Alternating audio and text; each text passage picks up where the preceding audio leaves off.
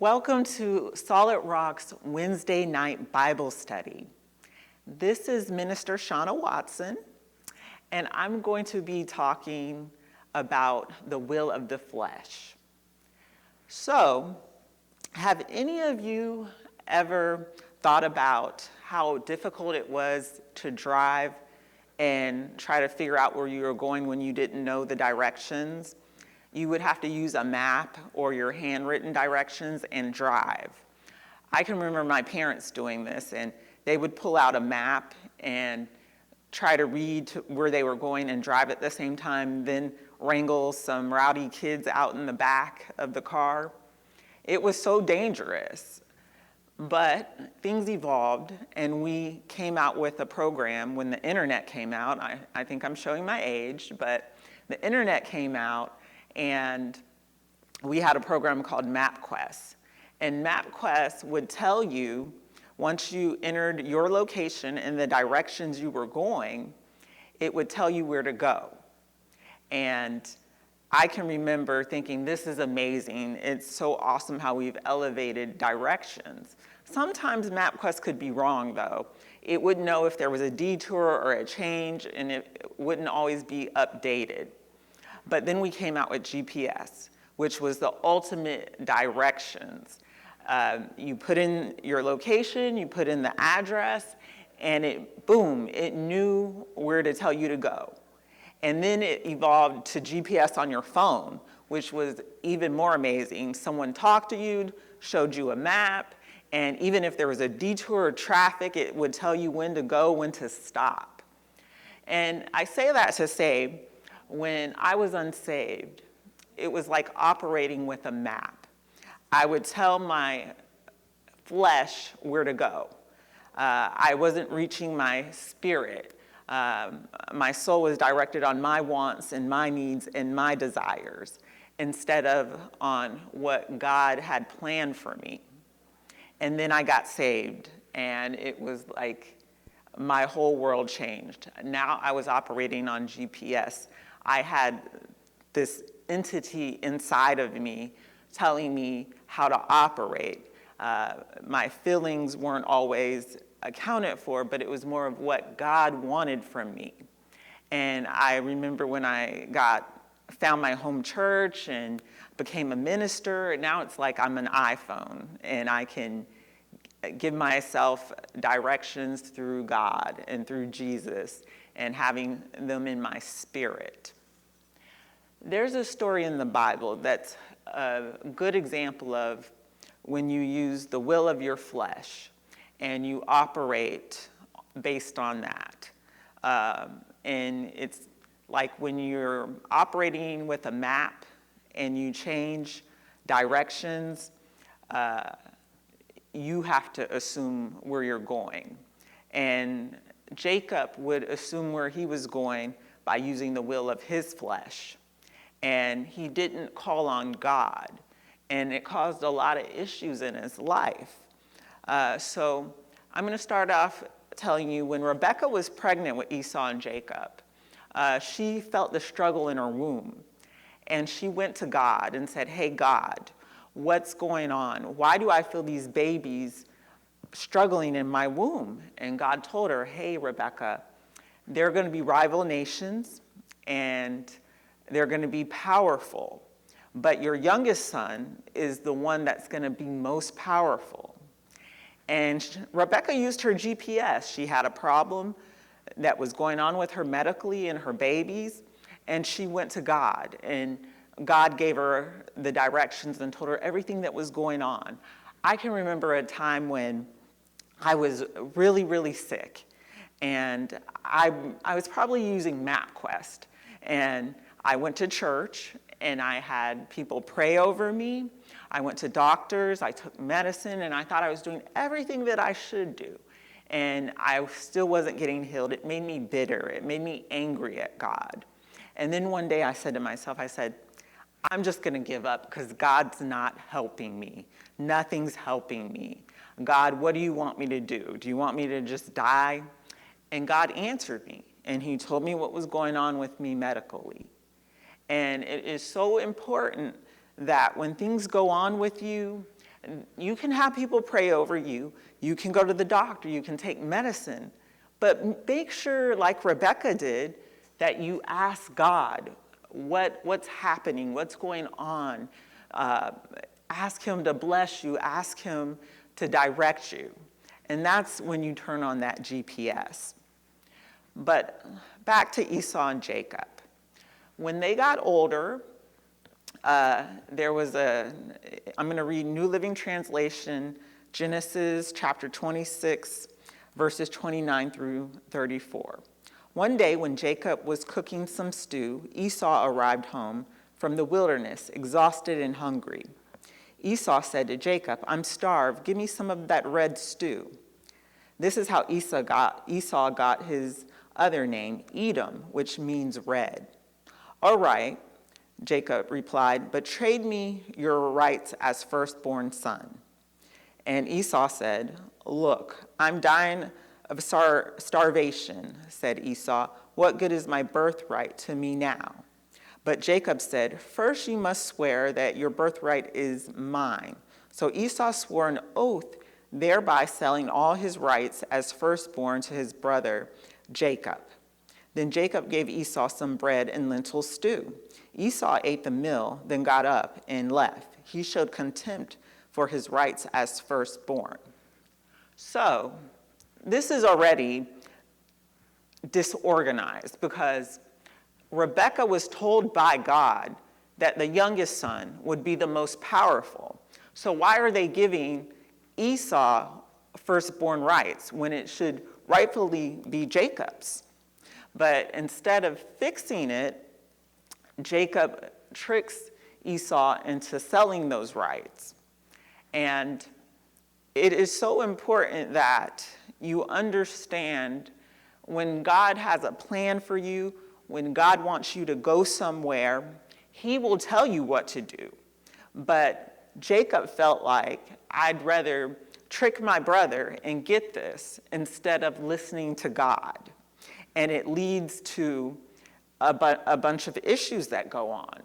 And I know it was probably around 2014, before my last son was born.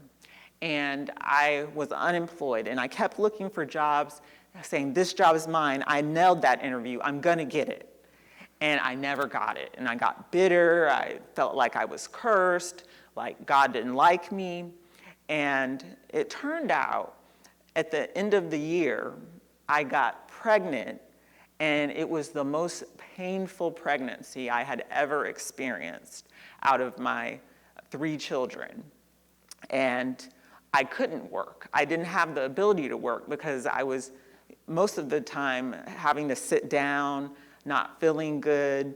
And God allowed me not to get those jobs because he knew what was in store for me, the obstacles that I had to get over. And I thank God for that now because I didn't see it then, but God was preparing me to be a mother of 3. And I got to spend my son's first year with him at home, and that was something I never got to do with my other 2 children. So I say all that to say, when Esau and Jacob had the setup of Jacob is not going to be the superior one, Esau was set up for a fall because he thought he had all these things owed to him. And as the story goes on, Esau and Jacob do become rivals, and him showing contempt for his firstborn rights, they were never his. So it was easy for him to give them up because it was something that was never owed to him. And as the story goes on, Isaac, Jacob and Esau's father, want to bless him, Esau, and not Jacob, with everything that he owns. Now, Rebekah favored Jacob and didn't want him to get everything that Isaac owned. So I'm going to read King James Version, Genesis chapter 27, verses 1 through 4. And it came to pass that when Isaac was old and his eyes were dim, so he could not see, he called Esau, his eldest son, and said unto him, My son. And he said unto him, Behold, here I am. And he said, Behold now, I am old, I know not the day of my death. Now therefore take, I pray thee, thy weapons, thy quiver, and thy bow, and go out to the field, and take me some venison, and make me a savory meat such as I love, and bring it to me, that I may eat, that my soul may bless thee before I die. Now notice what Isaac says. He says, my soul may bless thee, his soul. So your soul is your heart, your intentions, where you want to go. And your spirit is communication with God. And he's telling you, he's leading you in your spirit where to go. So Isaac wanted to bless Esau with his soul. That was his intentions. That was his heart. And that's what was leading him. And it was out of order because remember, Rebekah was already told by God that Esau would be subservient to Jacob. So this sets Esau up for a fall. And when the fall happens and Rebekah tells Jacob what's going to happen, that Esau is going to get everything, they trick Isaac because he was going blind. And Isaac blesses Jacob instead of Esau. And he comes in and he figures out what's happened. And he loses everything. And he's angry, he's bitter. And this all could have been avoided if they would have used their GPS instead of the will of their flesh. And what Esau does is he says, when Isaac passes away, I'm going to kill Jacob and get everything. That's why it's so important that you tell your children to talk to God. When things go wrong, reach to God and get the answers from them. I remember being bullied and things happening to me, and I didn't grow up in the church and didn't get saved until I was in my 20s. But I remember as a little girl thinking, I know how I'm going to pay them back. I'm going to do this, I'm going to do that, and they'll be sorry. And that was because of the lack of teaching in my household about how when problems happen, you turn to God. You ask God for help. And that's how Esau was consoling himself. He was consoling himself through his own heart and his own intentions. And as the story goes on, Jacob ends up running away because Rebekah doesn't want him to get killed by his brother. So he runs away and meets his wife or wives and has children and becomes very powerful. But then an angel says to him one day, it's time for you to go back home. And instead of looking to God and saying, God, I have to go back home, but I have this brother that hates me, tell me what to do. He uses his map and says, hey, I'm going to send him these gifts and say, your servant Jacob is wanting to tell you that he's coming home and that you're his master. So he's lying, and he's not doing what God intended for him. And he's using that map again. And he should have had enough confidence to say, well, if God sent messengers for me to come home, then God has me. I don't have to do anything else on my own. And on his way home, he wrestles with an angel when he separates his family, just in case something bad happens. He's left alone, and he wrestles with God. So I'm going to read this, King James Version, Genesis chapter 32, verses 25 through 26. And it says, and when he saw he prevailed not against him, he touched the hollow of his thigh, and the hollow of Jacob's thigh was out of joint as he wrestled with him. And he said, "Let me go, the day breaketh." And he said, "I will not let thee go, except thou bless me." So he's wrestling with God in the wilderness, and daybreak is coming. And he asks God, he says, "I won't stop fighting you until I get blessed." Well, if angels already came and told you to go home, angels from God, and God's directing you, you're already blessed. God has already blessed you. God is looking out for you. Therefore, why would you keep fighting God and saying, "Bless me"? He's operating on the will of his flesh because he's always tricked people into blessing him or try to get away with things, and he's operating on his map. So when God takes Jacob's thigh and puts it out of joint, he's now disabled, and he has to operate differently. He can't always fight, run, or control his destiny. He has to look for God. And in Hebrews 4, chapter 4, verse 12, it says, For the word of God is quick and powerful and sharper than any two-edged sword, piercing even to the dividing asunder of the soul and the spirit, and of the joints and the marrow, and is a discerner of the thoughts and intents of the heart. So there it's telling you, God is the discerner of your spirit and your soul. And Jacob's operating on his soul. And when he pulls that hip out of socket, he's showing him something. A lot of people say it's punishment for him doing things on his own. And it is. But when you divide the soul and the spirit and you continue to operate on your own soul, sometimes you avail yourself to the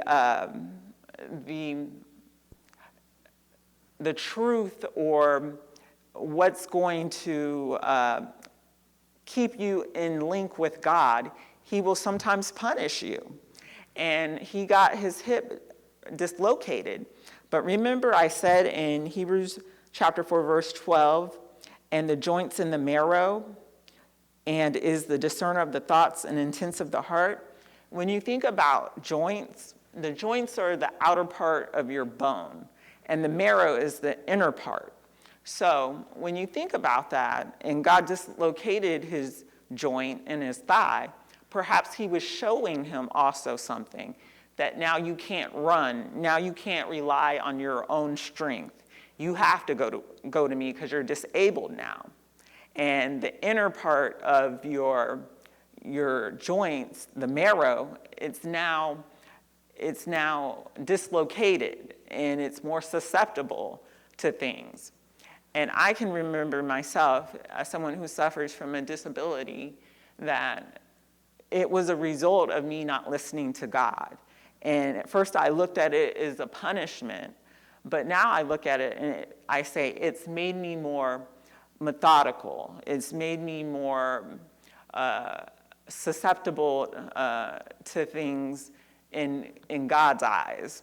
And it's made me be a better leader, a minister, a mother, an employee, because now I don't try to operate off the will of my flesh. I operate on God's point of view. I use my spirit now. And the same thing with Esau and Jacob's story. Jacob has to learn now to operate using God and not always try to operate on the will of his flesh.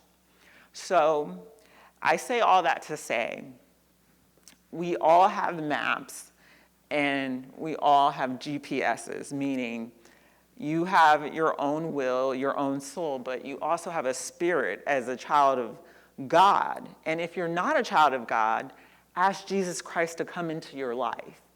Ask him to lead you, to give you directions, to make you feel whole. And when you do that, it's a whole new world.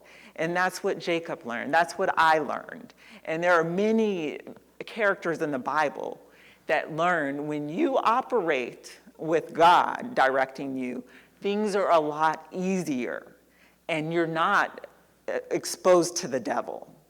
So I say that to say, quiet down that will of the flesh and look to God, pray to God, ask God to direct you in your daily lives. And when you do that, and when everything comes together, you're on GPS.